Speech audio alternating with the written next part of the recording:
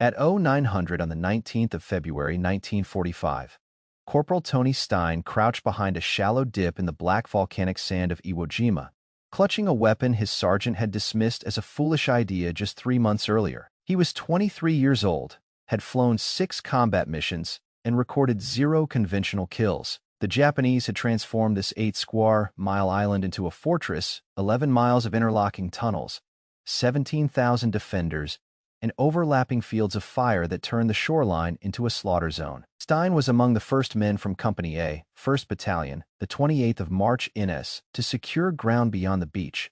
Around him, Marines were pinned by relentless machine, gun, and mortar fire pouring from hidden pillboxes they couldn't even spot. By mid-morning, the 5th Marine Division had already lost 43 men.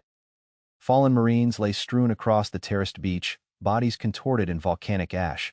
The standard-issue Browning M1919 machine guns worked well, but they weighed 31 pounds unloaded and fired 400 rounds per minute, reliable for defense, awful for an assault. If you enjoyed this, don't forget to subscribe for more. Stein had recognized this flaw months earlier. Back in November 1944 at Camp Tarawa in Hawaii, he watched machine gun teams struggle during training. The gunners lagged behind advancing rifle platoons. They would set up, fire, then spend precious minutes tearing down and moving forward. By the time they were ready again, the attack had lost its drive. Tony Stein was a toolmaker. Born in Dayton, Ohio, to Austrian Jewish immigrants who had escaped anti-Semitism in Eastern Europe, he spent his teenage years running a lathe at Patterson Field, then working as a tool and die maker at Delo Products. He understood machines, what they were capable of, and where they failed. When he joined the Paramarines in September 1942, that mechanical mindset followed him to Bougainville. He killed 5 Japanese snipers in a single day, but it was his talent for modifying equipment that drew the attention of Sergeant Mel Grevich. During the Bougainville campaign in 1943, Grevich had been experimenting with something unconventional. He recovered an AN-M2 aircraft machine gun from the wreckage of a Douglas SBD Dauntless dive bomber. If you enjoyed this, don't forget to subscribe for more. Built for aerial combat, the AM-2 weighed just 21 pounds, 10 pounds lighter than the M1919. More importantly, it could fire between 1,200 and 1,500 rounds per minute, nearly 3 times faster. But it had serious drawbacks. The AM-2 used spade grips meant for aircraft mounts, no stock, no sights, and no practical way for a single Marine to carry and fire it accurately while advancing. When Grevich approached Stein in November 1944, the Paramarines had been disbanded. Both men were reassigned to the 28th of March NS, 5th Marine Division. They were preparing for an unnamed operation everyone knew would be brutal. Grevich showed Stein the AM-2. Stein immediately saw what it could become. They worked nights in a maintenance shed. Stein cut down an M1 Garand buttstock, hollowing it to fit the machine gun's buffer tube. He built a solenoid trigger assembly from scrap sheet metal. Grevich welded a Browning automatic rifle bipod to the front. They mounted bar rear sights for aiming. If you enjoyed this, don't forget to subscribe for more. The result was rough but effective 25 pounds, fed by a 100-round ammunition box, capable of emptying that box in 5 seconds of sustained fire. They named it the Stinger. Stein built 6 of them, 1 for each of Company G's 3 rifle platoons, 1 for the demolition section, 1 for Grevich, and 1 for himself. Reaction from the other Marines was divided. Some called it genius. Others said it was a death sentence. One sergeant stared at the improvised weapon and said it would jam on the first burst. Another warned the thin barrel would melt after 2 magazines. A platoon commander from 2nd Battalion said only a fool would bring an aircraft gun into an infantry fight. But when Stein fired it on the range, dumping a full ammo box into a target at 200 yards in under 6 seconds, the criticism stopped. Company commanders signed off. Battalion approved it. The Stinger was going to war. Now on the beach at Iwo Jima, Stein tightened his grip. The Stinger's barrel was already warm. Around him, Marines were being cut down because they couldn't spot the hidden Japanese positions. Standard procedure was to call in tanks or naval gunfire. But the tanks were bogged down in the soft volcanic ash, and naval guns couldn't hit targets they couldn't see. If you enjoyed this, don't forget to subscribe for more. Stein made his choice. If you want to see how Stein's plane gun performed in the chaos of Iwo Jima, hit that like button. It helps us share more forgotten stories from the Pacific. Subscribe if you haven't already. Back to Stein. He stood fully upright in the middle of a beach covered by overlapping Japanese fields of fire. Corporal Tony Stein deliberately exposed himself to draw attention. He needed them to shoot. He needed to see the muzzle flashes. Bullets cracked past his head. Mortar rounds burst into the ash nearby. Then he saw it, a pillbox 75 yards northwest, camouflaged with volcanic rock and sand. The barrel of a Type 92 heavy machine gun protruded just inches. Stein dropped the Stinger into position, aimed, and squeezed the solenoid trigger. The weapon erupted. The pillbox came apart under the storm of .30 caliber rounds. More than 1,000 bullets a minute shredded rock, sandbags, and steel. The Type 92 went silent. Through the smoke and dust, Stein saw movement inside then. Nothing. He swung left to a second pillbox, 40 yards away. Another burst. 5 seconds of continuous fire. The concrete absorbed some rounds, but the sheer volume overwhelmed the position. Artillery would accomplish nothing. He needed a way to force the sniper to expose himself without giving away his own position. As Callahan ate his evening sea-ration chicken noodle soup, heated over a fuel tablet opened. If you enjoyed this, don't forget to subscribe for more. Caught the fading sunlight. A sharp reflection flashed across his foxhole. Callahan stared at the can, then into the jungle, then back at the metal. 15 minutes later, he was explaining his idea to Morrison. You want to use soup cans as bait? Not bait, distraction, confusion. The Japs are trained to spot movement, sound, muzzle flash. They're not trained for random light reflections. If I make them curious, they'll shift to investigate. That's when I shoot. Morrison thought it over. You'd need multiple cans. Different positions, something they can't ignore. Morrison approved the mission. Stein glanced back toward the beach. 200 yards away, the ammunition resupply point sat near the waterline, where landing craft were still unloading under intermittent mortar fire. To get more linked .30 caliber ammo, he would have to cross open ground with no cover. The volcanic sand fought every step. It wasn't normal sand, loose ash layered in terraces that collapsed underfoot. Marine said it felt like running on ball bearings. Stein's boots sank 3 inches with each stride. Halfway to the beach, he passed a wounded Marinier private first class from 2nd Platoon with shrapnel in his left leg. The man was conscious but couldn't move. Stein stopped, lifted him, slung him over his shoulder, and kept running. The Marine weighed around 160 pounds. The Stinger weighed 25. Stein's combat pack added another 30. He was hauling more than 215 pounds through volcanic ash while Japanese mortars walked the beach. He reached the supply point at 0945. A corpsman took the wounded Marine. Stein grabbed 4 ammunition boxes, each loaded with 100 rounds of linked .30 caliber. If you enjoyed this, don't forget to subscribe for more. He stuffed 2 into his pack, carried 1 in each hand, and turned back toward his platoon's position.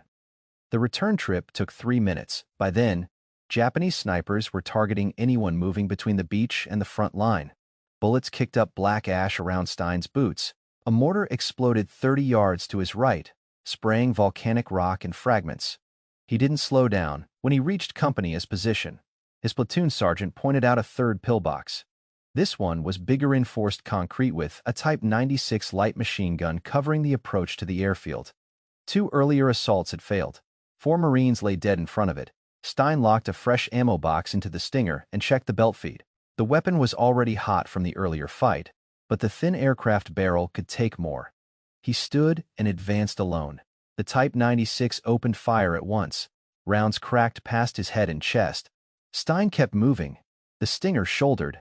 At 50 yards, he squeezed the trigger. The rate of fire was so intense the Japanese gunner couldn't correct his aim. Stein's rounds punched through the firing slit. The enemy gun fell silent. He sprinted the final 20 yards and dropped a grenade into the opening. The blast killed the 3-man crew inside.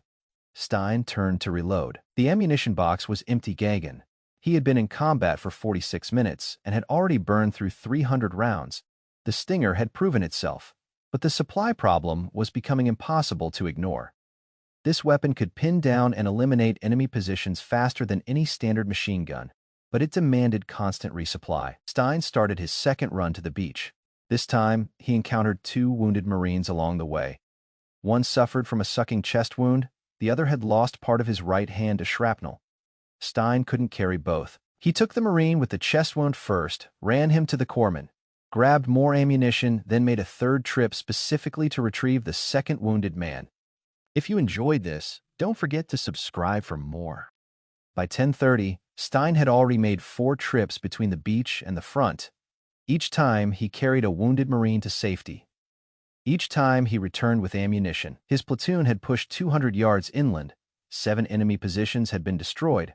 Stein himself had killed at least 15 Japanese soldiers. But the Stinger was showing strain.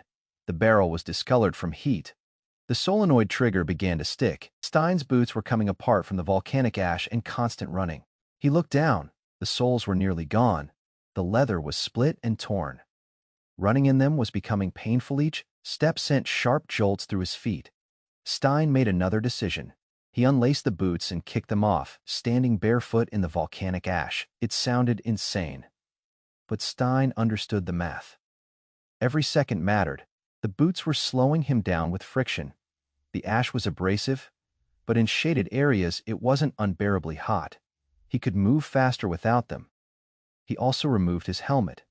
The steel M1 weighed about 2.5 pounds. It didn't seem like much, but combined with the boots, he was shedding nearly 5 pounds of gear. 5 pounds. That meant speed. His 5th run to the beach took just 2 minutes and 40 seconds.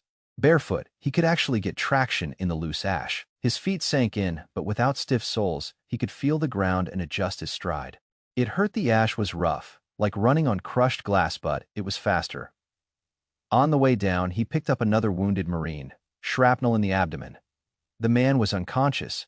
Stein carried him over his shoulder, delivered him to the corpsman, loaded more ammunition, and ran back to company his position. By 1100 hours, Stein had made 6 trips to the beach. He had carried 6 wounded Marines to safety. If you enjoyed this, don't forget to subscribe for more. He had brought back 600 rounds of ammunition and personally destroyed 5 additional enemy positions. His platoon had advanced 300 yards from the shoreline and was nearing the first airfield. Japanese resistance was growing stronger. The defenders had built a layered network of pillboxes, spider holes, and underground bunkers tied together by tunnels. When one position was wiped out, soldiers would surface elsewhere and resume firing. The Stinger was the only weapon in company capable of putting out enough fire to suppress multiple positions at once. When Stein opened up on a pillbox, the sound alone 1,200 rounds per minute was enough to make nearby positions hesitate. That hesitation gave riflemen the seconds they needed to move forward and throw grenades, but the weapon itself was breaking down after sustained fire. The barrel was visibly glowing. The thin, aircraft-grade steel wasn't meant for prolonged ground combat. It was designed to be cooled by 300 mile-per-hour airflow during dive bombing runs. On the ground, there was no slipstream only heat. The solenoid trigger was failing as well. Stein had built it from sheet metal back in Hawaii. It worked, but it wasn't a factory trigger. At times, it stuck. Other times, it fired a single round when he wanted a burst. He had to slap it with his palm to reset it. Even with these issues, the Stinger remained deadly. At 11:20, Stein's platoon ran into a reinforced Japanese position that had halted 2 other companies. It was a concrete bunker with 3 firing slits covering the approach to airfield. Number 1. Inside were multiple Type 96 light machine guns with overlapping fields of fire. 2 tank destroyers had attempted to take it out. Both were hit by concealed 47mm anti-tank guns and forced to pull back. An airstrike was called, but the bombs missed by 50 yards. The bunker stayed active. Stein studied it. The firing slits were narrow, maybe 8 inches wide and 4 inches tall, hard targets. But with the Stinger's rate of fire, if he held the trigger on a slit, probability was on his side. He moved forward alone. At 50 yards, he went prone and opened fire. The Stinger dumped its 100-round box in 7 seconds. At that distance, at least 30 rounds punched through the firing slits. The guns inside went quiet. Stein reloaded and rushed the bunker.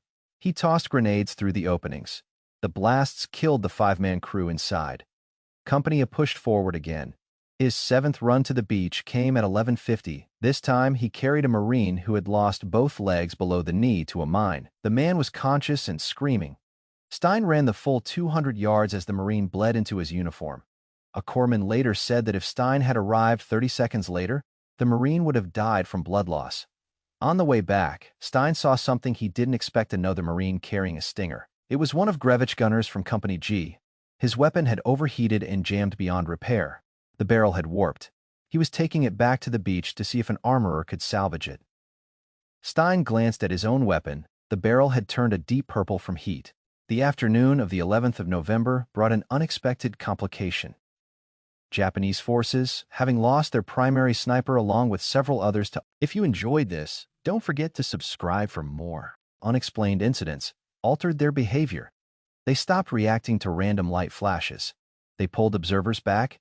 Fire discipline tightened. Callahan recognized the shift immediately. His technique had been so effective that the enemy was now countering it by refusing to engage with anything suspicious. The answer was escalation. If the Japanese would no longer investigate stray flashes, Callahan would have to create situations they could not afford to ignore. On the 12th of November, Callahan deployed 8 soup cans instead of his usual 5 or 6. He arranged them to resemble a coordinated signaling network linking multiple American positions. The pattern suggested large-scale troop movement or attack preparation. These were no longer random reflections. They simulated structured tactical communication exactly, the kind of activity Japanese intelligence could not disregard. The method worked. By midday on the 12th of November, Callahan had recorded 16 confirmed kills. Japanese units, desperate to decipher American intentions, dispatched reconnaissance teams and observation parties. Each attempt to investigate created another opening. The Japanese battalion commander opposing Callahan's sector, Major Tishi Yamamoto, grew increasingly frustrated. His war diary, captured after the battle, recorded his confusion. Enemy employs unknown signaling methods. Attempts to locate sources result in casualties. Sniper fire of exceptional accuracy eliminates observers, unable to determine if signals are genuine tactical communication or deception. Morale declining. Stein figured he had about 10 seconds before the aim adjusted. He rolled left, grabbed the stinger, and came up running not toward his platoon. But straight at the sniper, the math was simple. Moving perpendicular to the sniper's line of sight made him harder to hit than running away. And if he could close the distance, the stinger's rate of fire would overpower a bolt-action rifle. 3 more shots misses. Stein sprinted barefoot through the ash, the stinger in his hands. Ammunition boxes thumping in his pack. At 150 yards, he saw a movementa figure in a spider hole partially hidden by volcanic rock. Stein dropped to one knee and opened fire. The stinger erupted 1,200 rounds. Per minute tore through rock and ground. The sniper's position collapsed under the volume of fire. When the ammunition box ran dry, there was no return fire. Stein reloaded and approached cautiously. The sniper was dead. A Type 97 rifle lay beside him. Stein removed the telescopic sight and continued toward Company A. When he reached his platoon at 1300 hours, the situation had worsened. Company A was pinned down by a fortified complex at least 8 pillboxes arranged in a semicircle with interlocking fields of fire. Any Marine who stood up drew fire from multiple positions at once. If you enjoyed this, don't forget to subscribe for more. The company had taken 12 casualties in the previous 20 minutes trying to move forward. The company commander had requested tank support, but the M4 Shermans were still bogged down near the beach. The volcanic ash was too soft. Tanks threw tracks or sank in place. Artillery support was limited as well. Forward observers couldn't get clear sight lines to the enemy positions. Stein moved up to the forward most position and took in the situation. 8 pillboxes formed an arc roughly 100 yards ahead. Japanese soldiers were moving through trenches that linked the positions. This wasn't a static defense, it was coordinated. The Stinger's strength was sheer volume. Stein calculated that if he could suppress several positions at once, riflemen could advance under that cover. But it meant exposing himself again. He stood and opened fire on the leftmost pillbox. A 5-second burst, 100 rounds. The position went quiet. He shifted to the next pillbox. Another burst. Silence. He worked methodically across the arc, suppressing each position in turn. Japanese soldiers in the trenches returned fire. Type 99 rifles, Type 96 light machine guns rounds kicked up ash around Stein's feet. One bullet struck the Stinger's barrel with a sharp metallic clang. The weapon kept firing. Stein emptied the ammo box and dropped flat to reload. While he reloaded, riflemen from Company A surged forward 50 yards. When Stein stood and opened fire again, they advanced another 50 yards. The coordination was instinctive. No commands were needed. The Marines knew that when the Stinger was firing, they could move. By 1330, Company A had shattered the defensive arc. 5 of the 8 pillboxes were destroyed. The remaining 3 were abandoned. 17 Japanese soldiers were confirmed dead. Company A lost 3 more Marines, but the advance continued. The Stinger, however, was nearly finished. The barrel was slightly bent from the earlier hit. The bipod had snapped off completely. The Garand stock was charred black, but the weapon still functioned. At 1345, during the assault on the 6th pillbox, something happened that Stein had trained for but hoped never to face. As he fired a sustained burst, a Japanese Type 96 machine gun scored a direct hit on the Stinger. The impact was violent. The weapon was torn from Stein's hands and thrown 6 feet backward into the volcanic ash. Stein dove behind a low ridge of rock. He was unarmed. The Stinger lay in the open between him and an active enemy pillbox. Japanese soldiers had seen it fall. They knew he was disarmed. They were waiting for him to try to recover it. Stein stared at the weapon lying in the ash. If you enjoyed this, don't forget to subscribe for more. The barrel was smoking. The belt feed was clearly damaged. Even if he reached it, the Stinger might not fire. But he had carried that gun through 8 runs to the beach. He had used it to wipe out more than 15 enemy positions. It had kept his platoon alive, Stein committed. He burst into the open. The Japanese machine gun opened fire at once. Rounds snapped past his head and torso. Stein ran in a zigzag, forcing the gunner to chase him. 3 seconds, he reached the Stinger, grabbed it, and rolled behind another ridge. He checked the weapon. The belt feed was jammed. A round had struck the feed mechanism, bending the guide rails. Stein yanked out the damaged belt, straightened the jam with his fingers, and slammed in a fresh ammunition box. The gun fed. He fired a 3-round burst. It worked. Stein stood and emptied the entire box into the pillbox that had knocked the Stinger from his hands. 100 rounds in 7 seconds. The position was destroyed. The Type 96 that had nearly killed him went silent for good. Stein reloaded and pressed on with the assault. By 1400 hours, Company A had pushed 400 yards inland from the beach. They had eliminated 23 enemy positions. Stein had personally taken out at least 12 of them. His barefoot runs had saved 9 wounded Marines. And the Stinger shot, overheated and brutally abused, was still firing. But it was barely holding together. The barrel was visibly bent. The rate of fire had dropped to roughly 900 rounds per minute. The solenoid trigger now fired in short bursts of 3 to 5 rounds, even when Stein tried to hold it open. The wooden stock was so badly charred it was beginning to crumble. At 1430, during an attack on a fortified trench system, the Stinger was hit again. This time, a Type 99 rifle round struck the receiver. The impact tore the weapon from Stein's hands for the second time, throwing it nearly 10 feet into a shell crater. Stein was left completely exposed, no cover, no weapon. Japanese soldiers in the trench opened fire with rifles and grenades. Stein could see at least 6 of them. He sprinted for the Stinger. A grenade detonated 5 yards behind him, blasting volcanic ash and fragments into the air. Shrapnel cut into his left leg and back, painful but not disabling. He grabbed the Stinger and dove into the crater. The receiver bore a deep gouge where the bullet had struck. Stein cycled the action by hand. It was stiff, but it moved.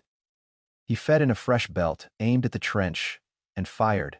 If you enjoyed this, don't forget to subscribe for more. The Stinger barely functioned. The rate of fire had dropped to around 600 rounds per minute, half of what it once was. But 600 rounds per minute was still more firepower than anything else on that field. Stein suppressed the trench while riflemen advanced and threw grenades. The position was cleared. 6 Japanese soldiers lay dead. Company A kept moving. By 1500 hours, Stein had completed his 8th run to the beach and back. He had fired more than 2,000 rounds. He had carried wounded Marines on every return trip. His feet were bloody from running barefoot through volcanic ash. His uniform was soaked with sweat and the blood of the men he had carried. The Stinger was on its last breath. The barrel was bent at a 5-degree angle. The stock was held together by little more than friction. But it was barely holding together. The barrel was visibly bent. The rate of fire had dropped to roughly 900 rounds per minute. The solenoid trigger now fired in short bursts of 3 to 5 rounds, even when Stein tried to hold it open. The wooden stock was so badly charred it was beginning to crumble. At 1430, during an attack on a fortified trench system, The Stinger was hit again. This time, a Type 99 rifle round struck the receiver. The impact tore the weapon from Stein's hands for the second time, throwing it nearly 10 feet into a shell crater. Stein was left completely exposed, no cover, no weapon. Japanese soldiers in the trench opened fire with rifles and grenades. Stein could see at least 6 of them. He sprinted for the Stinger. A grenade detonated 5 yards behind him, blasting volcanic ash and fragments into the air. Shrapnel cut into his left leg and back, painful but not disabling. He grabbed the Stinger and dove into the crater. The solenoid trigger fired unpredictably, sometimes 1 round, sometimes 5, sometimes nothing at all. Stein had to manually cycle the action between bursts. But Company A had reached its objective. They were now at the base of Mount Suribachi, the volcanic peak dominating the southern end of the island. Rising 550 feet above sea level, Japanese observers on its summit could see every American position on the beach. Artillery fire was being directed from its heights. The mountain had to be taken. At 1700 hours, Stein's platoon was ordered to dig in, establish a defensive perimeter, and hold their ground through the night. The assault on Suribachi would begin the following morning. For now, Company A needed to consolidate, resupply, and prepare for counterattacks. If you enjoyed this, don't forget to subscribe for more. Stein finally had time to take stock of himself. His feet were torn and bleeding. Volcanic ash ground into every cut, turning them into infected wounds. Shrapnel fragments sat in his left calf and lower back, minor injuries. But ones that needed attention, his hands were blistered from handling the overheated Stinger. He was completely spent.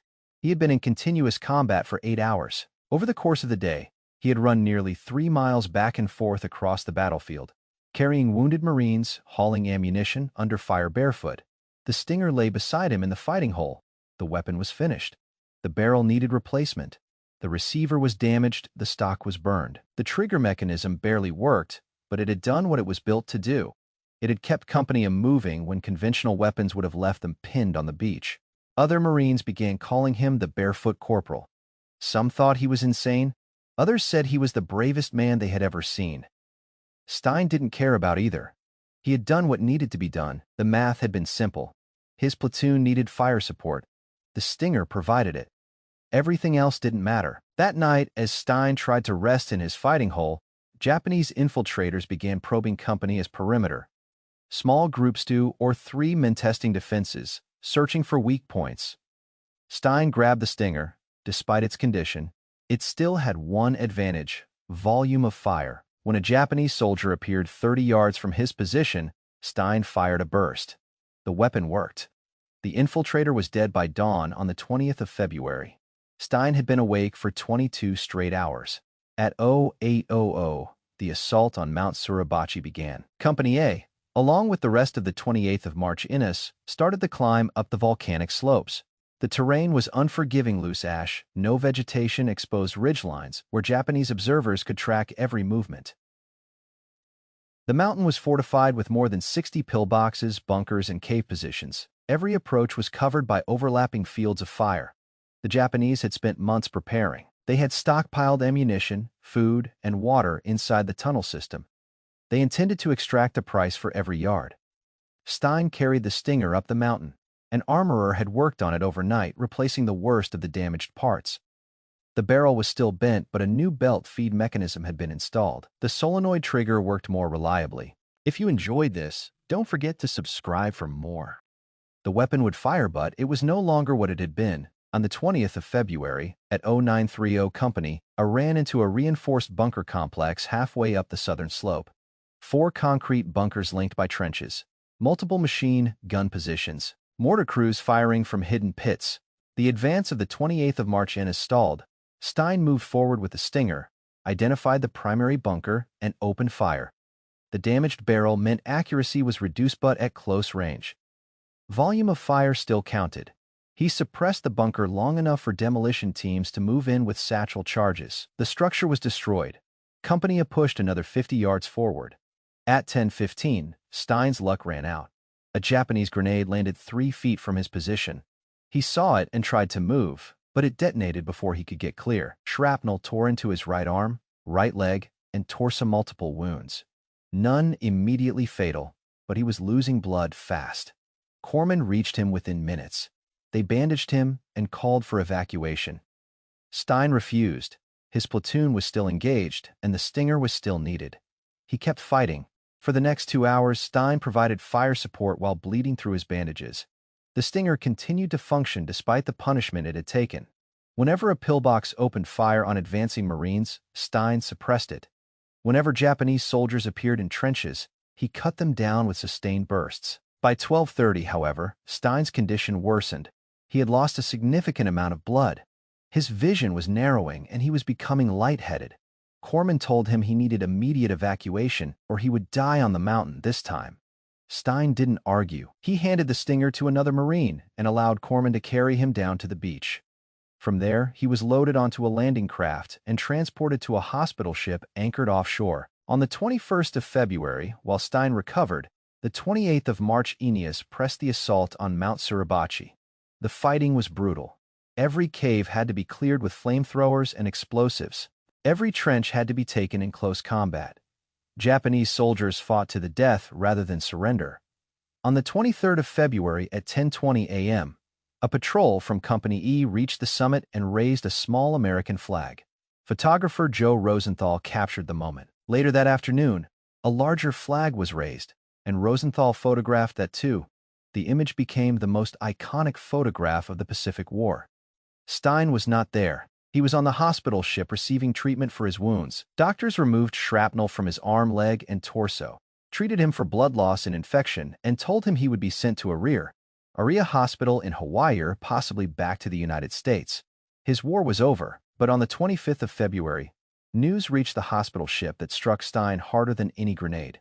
The 5th Marine Division had moved north from Suribachi toward the center of the island, assaulting Hill 362A. The fighting was fierce. The 28th of March Aeneas were taking catastrophic casualties. Company A had lost 30 of its strength in just 2 days. Stein's platoon sergeant was dead. His squad leader was dead. Marines he had trained with in Hawaii were dying on a nameless hill in the center of Iwo Jima. On the 26th of February, against medical orders, Tony Stein left the hospital ship. He climbed into a landing craft returning to the beach and told the crew he had been cleared to return to duty. He had not been cleared. He was technically AWOL, but no one stopped him. He reached the beach at 1400 hours, found a supply sergeant, and requisitioned new boots. His feet were still bandaged, but he could walk. He grabbed an M1 Garand rifle from a supply dump. The Stinger was gone, either destroyed or in use by another Marine. It didn't matter. Stein was going back to his unit. He walked north across Iwo Jima, 6 miles through volcanic ash, past destroyed Japanese positions, burned out tanks, scattered equipment, and Graves registration teams collecting American dead. He reached Company's position at Hill 362A on the 27th of February. The company had been reduced to 63 men from an original strength of 240. The survivors were exhausted, having fought continuously for 8 days with no rest, no relief, and against an enemy that refused to surrender. Stein reported to the company commander and was immediately put back on the line. Company A needed every rifle. For the next 2 days, Stein fought in brutal close quarters combat around Hill 362A. No Stinger, just an M1 Garand and grenades. The fighting was different, slower, more deliberate, but Stein remained effective. On the 1st of March 1945, Company A was assigned a reconnaissance patrol to locate a complex of Japanese pillboxes that had been harassing the regiment's advance. The patrol consisted of the 19th of March Aeneas. Corporal Tony Stein was named assistant patrol leader. If you enjoyed this, don't forget to subscribe for more. Their mission: advance approximately 400 yards, locate the enemy positions, and return with actionable intelligence. No assault, just reconnaissance. At 0700. The patrol moved out from Company A's lines. The terrain was volcanic ridges and ravines, perfect for ambush. Japanese defenders had established concealed positions throughout the area: snipers, machine gun nests, mortar teams, all hidden in caves and spider holes. The patrol advanced slowly, 20 yards, stop, observe, listen, 20 more yards. They knew the enemy was watching, but when would they open fire?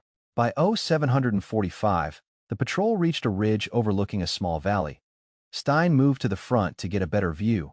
Through the volcanic rock formations, he could see camouflaged positions, possibly pillboxes, possibly cave entrances. The patrol needed to move closer to confirm. Stein signaled them to advance. He He stepped forward, M1 Garand at the ready. His feet, still bandaged from the barefoot runs 8 days earlier, ached with every step. The shrapnel wounds in his right arm and leg had not fully healed, but he moved forward because it had to be done. At 0752, a single shot rang out. A bullet struck Tony Stein in the head. He dropped instantly. The shot had come from a concealed position about 200 yards northeast of Spider Hole or cave entrance. The patrol couldn't spot the shooter. A corpsman reached Stein within seconds, but there was nothing to be done. The wound was fatal. Corporal Tony Stein, age 23, died on the volcanic ash of Iwo Jima at 0753 on the 1st of March 1945. The patrol returned fire toward the suspected sniper position. Mortar support was called in, and the area was saturated with high explosives. Whether the sniper was killed was never confirmed. Japanese soldiers rarely left bodies where Americans could recover them. The patrol completed its mission, identified the pillbox complex, and returned to Company A with the intelligence, but they carried Tony Stein's body with them. Word of his death spread quickly through the 28th of March. Innes, the barefoot corporal who had made 8 runs to the beach on the 19th of February, the Marine who had refused evacuation after being wounded, the toolmaker from Dayton who had built a weapon from salvaged aircraft parts and used it to destroy more enemy positions than anyone could count. On the 2nd of March, Stein was buried in the 5th Division Cemetery on Iwo Jima. A simple wooden cross marked his gravest name, service number, rank, and unit. There was no mention of the stinger, no mention of the Medal of Honor that would later bear his name. The battle for Iwo Jima continued for another 24 days after Stein's death. The fighting remained relentless. The 28th of March, Innes pushed north, clearing caves and fortified positions. American casualties continued to rise. By the 26th of March, when the island was finally declared secure, nearly 7,000 Americans were dead and 20,000 wounded. Japanese losses were even greater. Of the roughly 21,000 defenders, fewer than 1,000 survived. The rest died in their positions or took their own lives rather than surrender. The tunnel systems beneath Iwo Jima became mass graves.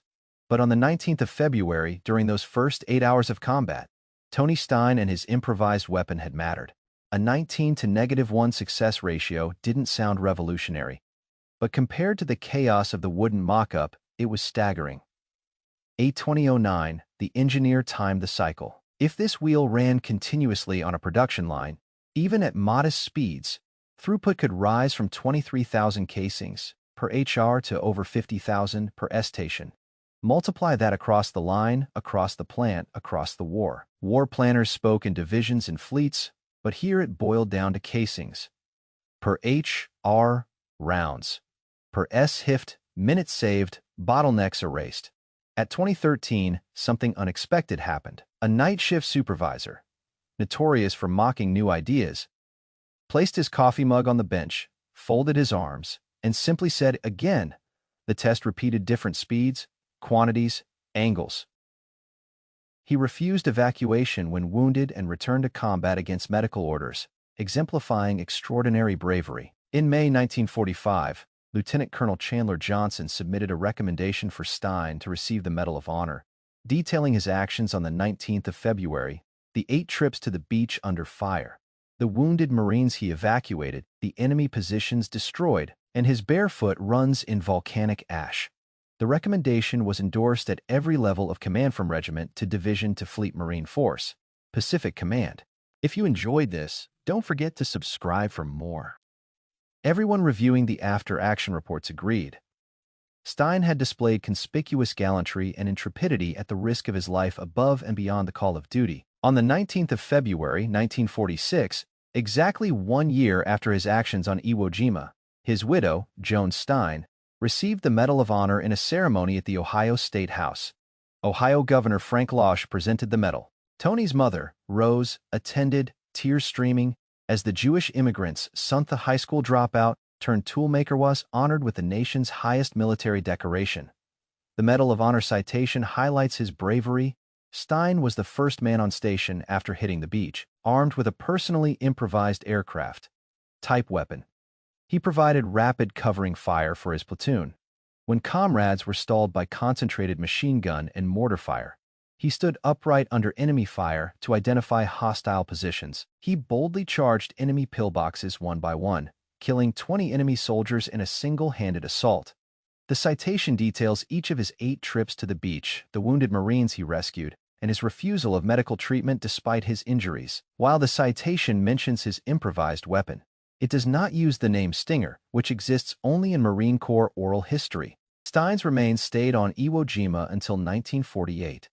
In December, his body was returned to Dayton, Ohio, for burial with full military honors at Our Lady of the Rosary Church. His grave at Calvary Cemetery marks him as the only World War II Medal of Honor recipient from Dayton. Visitors still leave coins and small American flags at the site. In 1972, the U.S. Navy commissioned USS Stein, a Knox-class frigate, in his honor.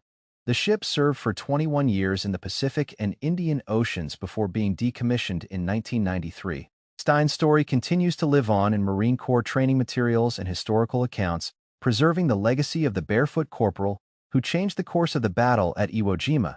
This passage really captures why Tony Stein's story has endured. It highlights how his courage, ingenuity, and selflessness became part of the Marine Corps ethos. Improvise, adapt, overcome.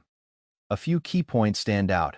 Innovation under pressure. Stein and Mel Grevich took an aircraft machine gun and, using basic tools in a Hawaii maintenance shed, adapted it for ground combat. The resulting weapon, the Stinger, could deliver Fei rounds per minute to suppress multiple enemy positions and give Marines the opportunity to advance. Extraordinary bravery. Stein ran barefoot through volcanic ash 8 times to rescue wounded Marines and carry ammunition. Refused evacuation despite serious injuries, and even returned from a hospital ship to rejoin his unit. Tactical and psychological impact. While only 6 Stingers existed in the regiment, their firepower allowed Marines to move when other units might have stalled. The sheer volume of fire kept Japanese soldiers suppressed at critical moments. Legacy. Stein's courage is taught at Paris Island to new Marines as a symbol of the values of improvisation, resilience, and selfless action. His story transcends the weapon itself. The legend of the Stinger underscores what determined individuals can accomplish even when equipment fails. The passage also emphasizes the human connection. This is more than history. It's a story about real people risking their lives to save others. Sharing it, discussing it, and remembering it ensures that Tony Stein's heroism and the ethos he embodied remains alive. If you want, I can summarize all of Stein's key feats and contributions in a single clear timeline to make the story easier to grasp. It would show just how incredible his actions were. Do you want me to do that? If you enjoyed this, don't forget to subscribe for more.